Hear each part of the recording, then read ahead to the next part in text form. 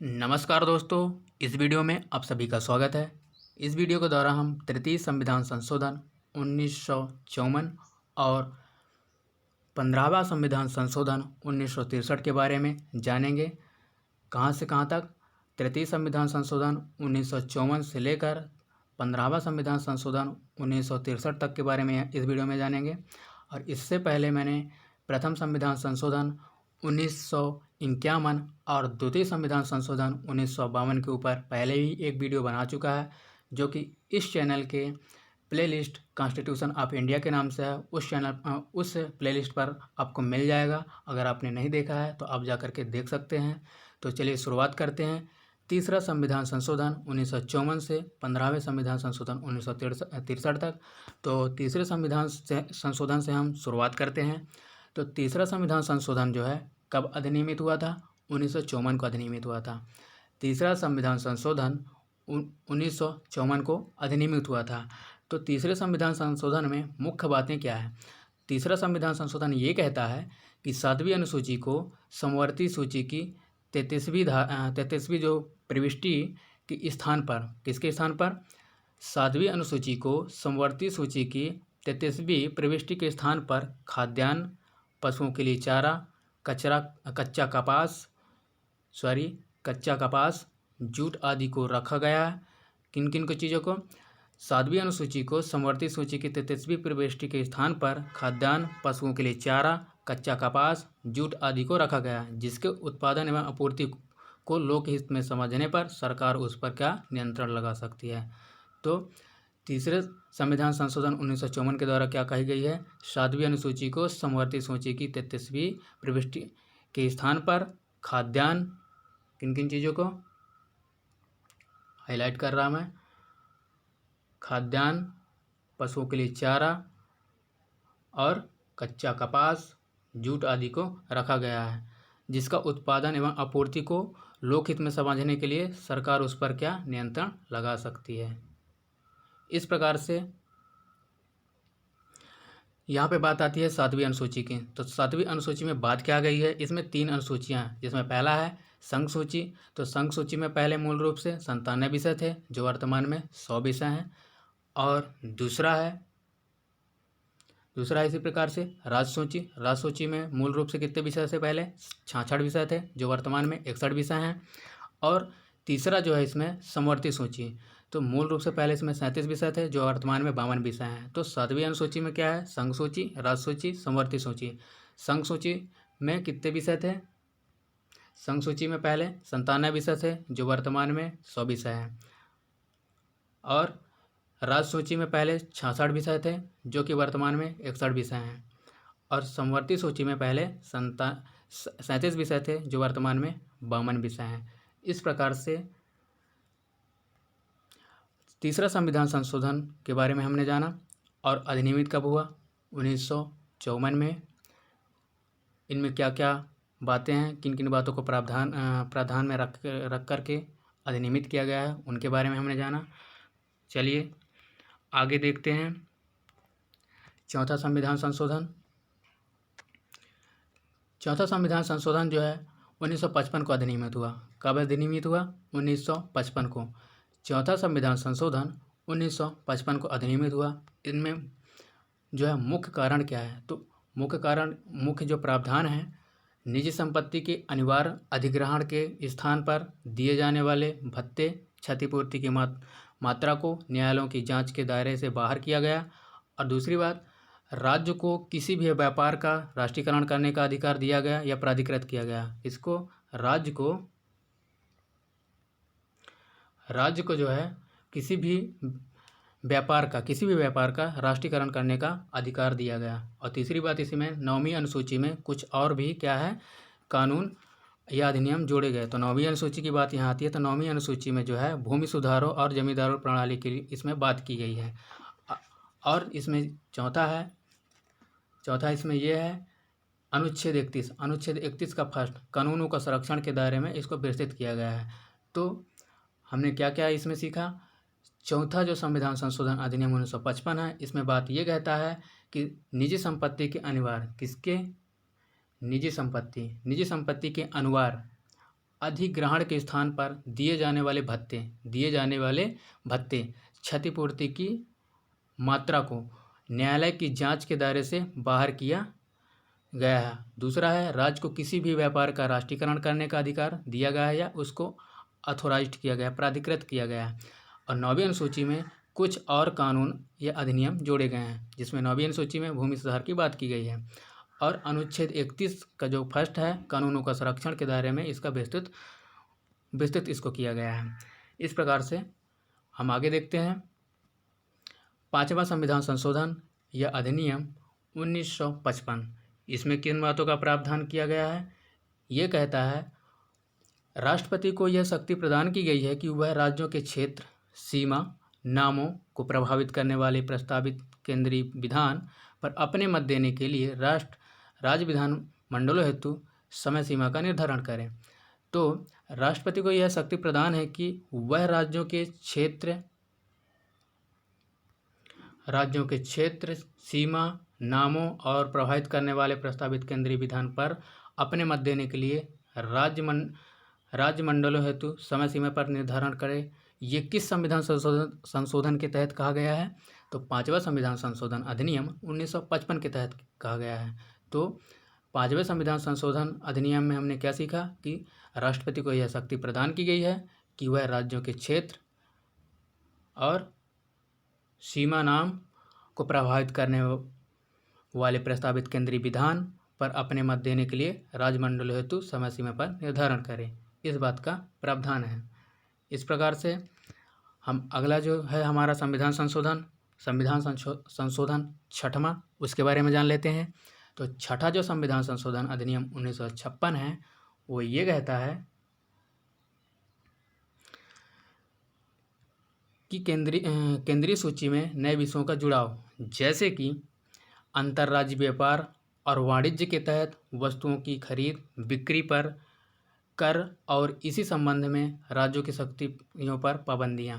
तो अंतर्राज्यीय व्यापार और वाणिज्य के तहत वस्तुओं की खरीदी और बिक्री पर कर या टैक्स, इसी संबंध में राज्यों की शक्तियों पर पाबंदियां किस संविधान संशोधन के तहत कहा गया है? तो 6ठा संविधान संशोधन 1956 के तहत कहा गया है। 6ठा संविधान संशोधन 1956 के तहत क्या कहा गया है कि अंतर्राज्यीय व्यापार वाणिज्य के तहत वस्तुओं की खरीदी और बिक्री पर जो यह टैक्स है, कर, इनके संबंध में राज्यों की शक्तियों पर जो है पाबंदियां का किया गया है।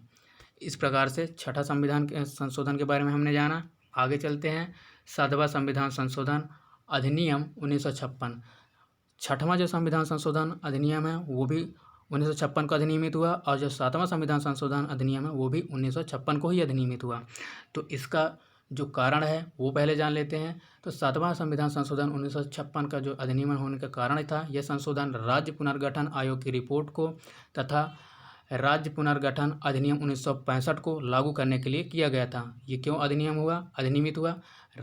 राज्य पुनर्गठन आयोग की रिपोर्ट को तथा राज्य पुनर्गठन अधिनियम 1965 को लागू करने के लिए इसको अधिनियमित किया गया था। तो इसमें जो संशोधन के प्रमुख बातें क्या हैं? तो द्वितीय और 7वीं अनुसूची में संशोधन किया गया। तो 7वीं अनुसूची के बारे में मैंने तो बताया, लेकिन द्वितीय अनुसूची में क्या है? इसमें जो भारत के राष्ट्रपति, राज्यों के राज्यपाल, लोकसभा की अध्यक्ष और उपाध्यक्ष, राज्यसभा के सभापति और उपसभापति, राज्य विधानसभाओं के अध्यक्ष और उपाध्यक्ष, राज्य विधान परिषदों के सभापति और उपसभापति, सर्वोच्च न्यायालय के न्यायाधीश, उच्च न्यायालयों के न्यायाधीश, भारत के नियंत्रक और महालेखा परीक्षक, इनके भत्ते और विशेषाधिकार पर इनका प्रावधान, संबंधित प्रावधान दिया गया है। क्या क्या चीज़? भत्ते और विशेषाधिकार का प्रावधान दिया गया है द्वितीय अनुसूची में। और 7वीं अनुसूची में इसका पहले ही बता चुका है कि संघ सूची, राज्य सूची और समवर्ती सूची को रखा गया है 7वीं अनुसूची में। तो इनमें क्या किया गया? संशोधन किया गया। तो इसमें दूसरा पॉइंट है, जैसे कि दूसरा पॉइंट है राज्यों के 4 वर्गों को समाप्ति, जैसे भाग का, भाग खा, भाग गा और भाग घा की गई, और इसके स्थान पर क्या 14 राज्यों और 6 संघ शासित प्रदेशों को स्वीकृति दी गई थी। इसके बाद उच्च न्यायालयों के न्याय क्षेत्र के विस्तार संघ शासित प्रदेशों तक किया गया। तो दूसरी बात इसमें क्या कही गई, सातवीं संविधान संशोधन के द्वारा उच्च न्यायालयों के न्याय क्षेत्र का विस्तार संघ शासित प्रदेशों तक किया गया। फिर 2 या 2 से अधिक राज्यों के लिए एक कॉमन या उभय उच्च न्यायालय की स्थापना की व्यवस्था प्रावधान की गई। क्या किया गया, 2 या 2 से अधिक राज्यों के लिए एक कॉमन या उच्च न्यायालय की स्थापना की व्यवस्था का प्रावधान की गई। और फिर है इसमें अंत में उच्च न्यायालय में अतिरिक्त जो एवं कार्यकारी न्यायाधीशों की नियुक्ति की व्यवस्था की गई। तो 7वां जो संविधान संशोधन 1956 है, इसमें किन किन बातों का प्रावधान किया गया, द्वितीय तथा 7वीं अनुसूची में संशोधन किया गया और राज्यों को जो है 4 वर्गों की समाप्ति भाग खा, भाग खा और भाग खा की कई इसमें जो है संशोधित इसकी समाप्ति की गई और इसके स्थान पर जो है 14 राज्यों एवं 6 केंद्र शासित प्रदेशों को जो है स्वीकृति दी गई थी। इस प्रकार से उच्च न्यायालयों के न्याय क्षेत्र का विस्तार संघ शासित प्रदेशों तक किया गया और 2 या 2 से अधिक राज्यों के लिए एक कॉमन या उच्च न्यायालय की स्थापना का व्यवस्था भी किया गया। ये 7वां संविधान संशोधन 1956 के तहत। और 7वां संविधान संशोधन 1956 के तहत यह भी कहा गया कि उच्च न्यायालय में अतिरिक्त एवं कार्यकारी न्यायाधीशों की नियुक्ति की व्यवस्था की गई। तो उच्च न्यायालय में अतिरिक्त जो है कार्यकारी न्यायाधीशों की नियुक्ति की व्यवस्था की गई। इस प्रकार से 7वां संविधान संशोधन 1956 के बारे में हमने जाना। तो आगे बढ़ते हैं। 8वां संविधान संशोधन। 8वां संविधान संशोधन ये कब अधिनियमित हुआ? 8वां संविधान संशोधन जो है ये 1960 को अधिनियमित हुआ। कब हुआ? 8वां संविधान संशोधन 1960 में अधिनियमित हुआ। तो 8वें संविधान संशोधन में मुख्य बातें क्या है? 8वें संविधान संशोधन ये कहता है कि अनुसूचित जाति, क्या कहता है? अनुसूचित जाति एवं जनजाति को आरक्षण व्यवस्था की विस्तार और आंग्ल भारतीय प्रतिनिधि की लोकसभा एवं विधानसभा में 10 वर्षों के लिए बढ़ोतरी, मतलब 1970 तक के लिए। क्या बात कही गई थी इसमें? 8वां संविधान संशोधन अधिनियम 1960 ये कहता है अनुसूचित जाति जनजाति को आरक्षण व्यवस्था में विस्तार और आंग्ल भारतीय प्रतिनिधि को जो है लोकसभा एवं विधानसभा में सभाओं में 10 वर्ष के लिए, कितने वर्ष के लिए? 10 वर्ष के लिए बढ़ोतरी, यानी जब से संविधान लागू हुआ था उसके बाद 1970 तक की बात कही गई थी। तो यहाँ से 1960 से लेकर के 1970 तो कितने साल हुए? 10 साल। 10 वर्ष तक के लिए बढ़ोतरी की गई थी। किन चीज़ों के लिए? अनुसूचित जाति अनुसूचित जनजाति के आरक्षण व्यवस्था और विस्तार आंग्ल भारतीय प्रतिनिधियों के किन में? लोकसभा एवं विधानसभा में 10 वर्ष के लिए बढ़ोतरी की गई थी। इस प्रकार से 8वें संविधान संशोधन अधिनियम 1960 के बारे में हमने जाना। तो चलिए आगे बढ़ते हैं। अगला है हमारा 9वां संविधान संशोधन। तो 9वां संविधान संशोधन क्या कहता है? 9वां संविधान संशोधन तो ये भी 1960 में ही अधिनियमित हुआ था। 9वां संविधान संशोधन कब अधिनियमित हुआ था? 9वां संविधान संशोधन अधिनियम 1960 में अधिनियमित हुआ था। इनका कारण क्या था अधिनियमित होने का? भारत और पाकिस्तान के सरकारों के बीच क्या था? भारत और पाकिस्तान के सरकारों के बीच हुए समझौतों के अनुसरण में पाकिस्तान के कतिपय राज्य क्षेत्रों का हस्तांतरण करने की दृष्टि से यह संशोधन किया गया। तो क्यों संशोधित किया गया 9वां संविधान संशोधन को 1960 में? भारत और पाकिस्तान की सरकारों के बीच हुए समझौतों के अनुसरण में पाकिस्तान को कतिपय राज्य क्षेत्रों का हस्तांतरण करने की दृष्टि से यह संशोधन किया गया। तो इसका मुख्य बातें और क्या है? इस समझौते के पश्चात संघ ने इस मामले को उच्चतम न्यायालय के पास भेजा और न्यायालय ने यह निर्णय दिया कि अनुच्छेद 3 के तहत किसी राज्य के भूक्षेत्र को घटाने की संसद को शक्ति भारत के किसी भूभाग को किसी दूसरे देश को सौंपने के मामले पर लागू नहीं होती है। मतलब अपने भारत के किसी भूभाग को किसी दूसरे भूभाग को सौंपने का आदेश नहीं देती है, लेकिन उसमें नाम चेंज करने का इतना है अनुच्छेद 3 पर। तो क्या कहता है इसमें? अनुच्छेद 3 की बात है तो किसी राज्य के भूभाग क्षेत्र को घटाने और संसद की शक्ति भारत के किसी भी भूभाग को किसी दूसरे क्षेत्र को ये दूसरे देश को मेन बात है दूसरे देश को देने का या फिर सौंपने का मामले में लागू नहीं होती है। तो अपने भारत के भूभाग को किसी दूसरे देश को देने का अधिकार नहीं है, यह अनुच्छेद 3 कहता है। इस प्रकार से किसी भारतीय भूभाग को अनुच्छेद 368 के तहत 368 ये भी कहता है कि किसी भारतीय भूभाग को संविधान में संशोधन करके ही किसी विदेशी राज्य को सौंपा जा सकता है। अनुच्छेद 368 क्या कहता है? भारतीय भूभागों को संविधान में संशोधन करके ही किसी विदेशी राज्य को सौंपा जा सकता है। इन बातों का भी प्रावधान है।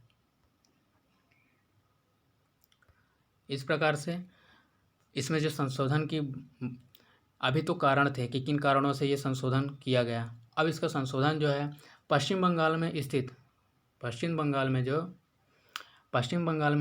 क्या है, बेरूबाड़ी संघ राज क्षेत्र को भारत पाक समझौते 1958 के तहत पाकिस्तान को सौंप दिया गया। क्या इसमें संशोधन क्या हुआ? तो पश्चिम बंगाल में स्थित जो बेरूबाड़ी संघ राज क्षेत्र को भारत पाक समझौते 1958 को हुआ था, तो इसके तहत पाकिस्तान को सौंप दिया गया। किसको? बेरूबाड़ी संघ राज क्षेत्र को। तो इसमें संशोधन क्या है? पश्चिम बंगाल में स्थित जो बेरूबाड़ी है संघराज को जो बेरूबाड़ी संघराज क्षेत्र है उसको भारत पाक जो समझौते हुए थे 1958 में, वो पाकिस्तान को सौंप दिए गए हैं। इस प्रकार से 10वां संविधान संशोधन अधिनियम जो है 1961, तो 10वां संविधान संशोधन कब अधिनियमित हुआ? 1961 को हुआ। इसमें मुख्य बातों का प्रावधान क्या है? तो इसमें ये कहा गया है, 10वां संविधान संशोधन अधिनियम ये कहता है कि दादरा और नागर हवेली को भारतीय संघ में जोड़ा गया। तो इसमें क्या कहता है? दादरा और नागर हवेली को भारतीय संघ राज्य में जोड़ा गया। इस प्रकार से 11वां जो संविधान संशोधन अधिनियम 1961 है, ये भी 1961 में अधिनियमित हुआ। तो इनमें क्या प्रावधान है? इसमें यह कहता है कि उपराष्ट्रपति के निर्वाचन प्रक्रिया में बदलाव किए गए। इसमें संसद के दोनों सदनों की संयुक्त बैठक की बजाय निर्वाचक मंडल की व्यवस्था की गई और राष्ट्रपति या उपराष्ट्रपति के निर्वाचन को उपयुक्त निर्वाचक मंडल में रिक्तता के आधार पर चुनौती नहीं दी जा सकती। तो 11वां संविधान संशोधन कब अधिनियमित हुआ? 1961 को। इसमें क्या संशोधन किया गया? उपराष्ट्रपति के निर्वाचन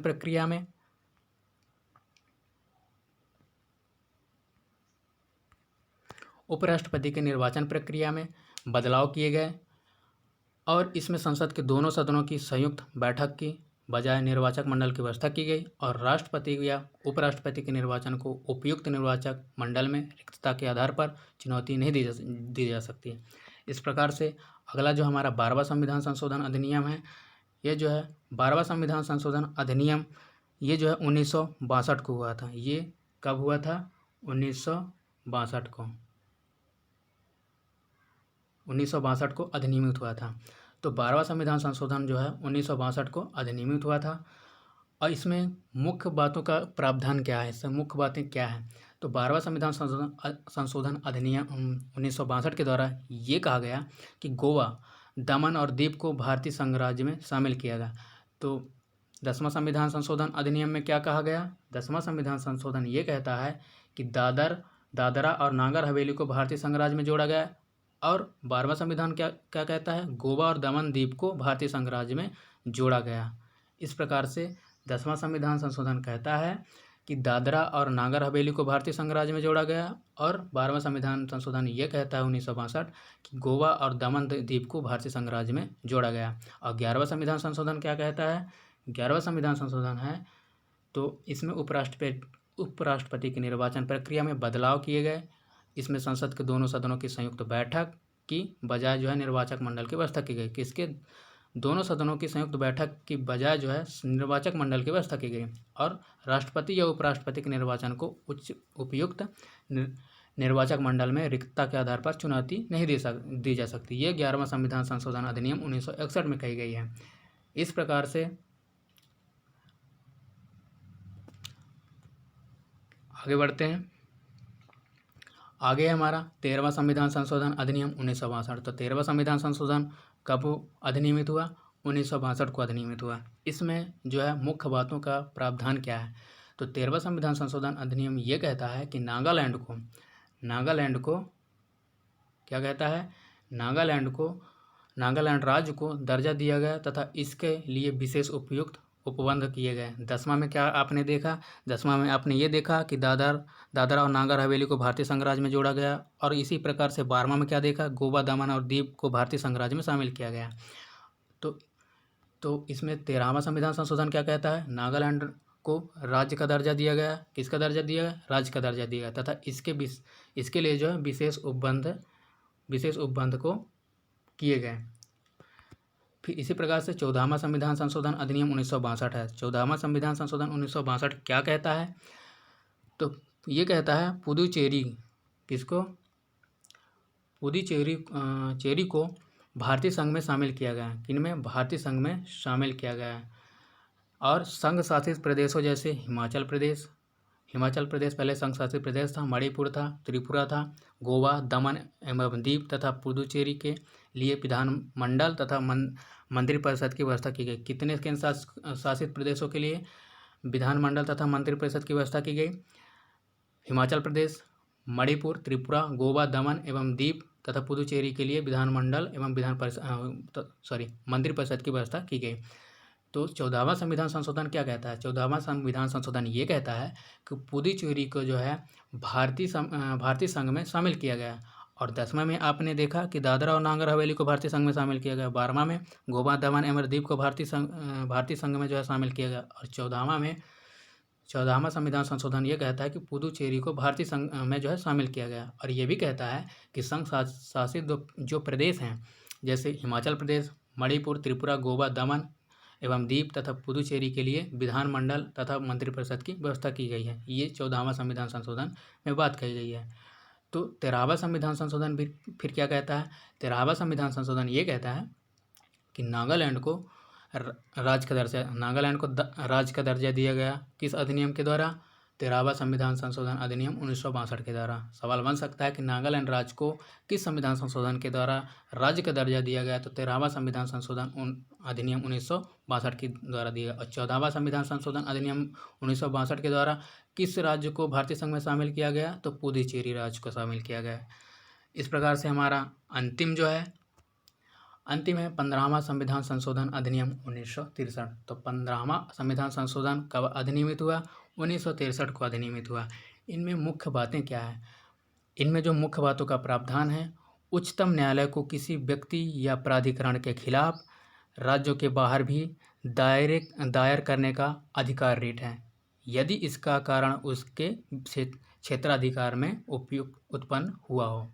क्या हुआ हो? उच्चतम न्यायालय को किसी व्यक्ति या प्राधिकरण के खिलाफ राज्यों के बाहर भी दायर करने का अधिकार रेट है। राज्यों के बाहर भी वह दायर करने या अधिकार करने का रेट है, यदि इसका कारण उसके क्षेत्राधिकार में उत्पन्न हुआ हो तब। इस प्रकार से दूसरा है इसमें उच्चतम न्यायालय के न्यायाधीशों की सेवानिवृत्ति की उम्र कितनी? 60 से बढ़ाकर 62 वर्ष कर दी गई। तो सवाल ये बन सकता है कि उच्चतम न्यायालय के न्यायाधीशों की सेवानिवृत्ति की उम्र 60 से बढ़ाकर 62 वर्ष किस संविधान संशोधन के तहत किया गया? तो 15वां संविधान संशोधन अधिनियम 1963 के तहत किया गया। फिर सवाल ये बन सकता है कि उच्च न्यायालय के सेवानिवृत्त न्यायाधीश की उसी उच्च न्यायालय में कार्यकारी न्यायाधीश के रूप में नियुक्ति की व्यवस्था की गई, तो किस संविधान संशोधन के द्वारा की गई? तो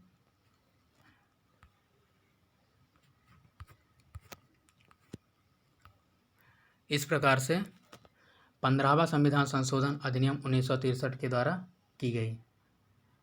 सवाल क्या बन सकता है कि उच्च न्यायालय के सेवानिवृत्त न्यायाधीश की उसी उच्च न्यायालय में कार्यकारी न्यायाधीश के रूप में नियुक्ति की व्यवस्था की गई है, तो किस संविधान संशोधन के द्वारा किया गया है? तो 15वां संविधान संशोधन अधिनियम 1963 के द्वारा किया गया है। इसी में अगला पॉइंट है 15वां संविधान संशोधन में एक उच्च न्यायालय से दूसरे में स्थानांतरण पर न्यायाधीश को क्षतिपूरक भत्तों का भुगतान। तो एक उच्च न्यायालय से दूसरे में स्थानांतरण पर न्यायाधीशों को क्षतिपूरक भत्तों का भुगतान किस संविधान संशोधन के तहत कहा गया है या किया गया है? तो 15वां संविधान संशोधन अधिनियम 1963 के द्वारा कही गई है। फिर उच्च न्यायालय के सेवानिवृत्ति न्यायाधीशों की उच्चतम न्यायालय में स्थान न्यायाधीश के रूप में नियुक्ति की व्यवस्था की गई है। तो किस संविधान संशोधन के द्वारा कहा गया है? तो 15वां संविधान संशोधन अधिनियम 1963 के कहा गया, उस 63 में कहा गया है।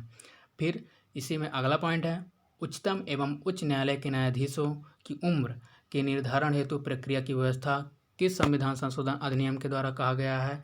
तो 15वां संविधान संशोधन अधिनियम 1963 के द्वारा कहा गया है। क्या कहा गया है? उच्चतम एवं उच्च न्यायालय के न्यायाधीशों की उम्र के निर्धारण हेतु प्रक्रिया की व्यवस्था 15वां संविधान संशोधन 1963 के द्वारा कहा गया है। पुनः मैं चौथे पॉइंट से रिपीट कर रहा, एक उच्च न्यायालय से दूसरे में स्थानांतरण पर न्यायाधीशों की क्षतिपूर्वक भत्तों के भुगतान 15वां संविधान संशोधन 1963 के द्वारा प्रावधान किया गया।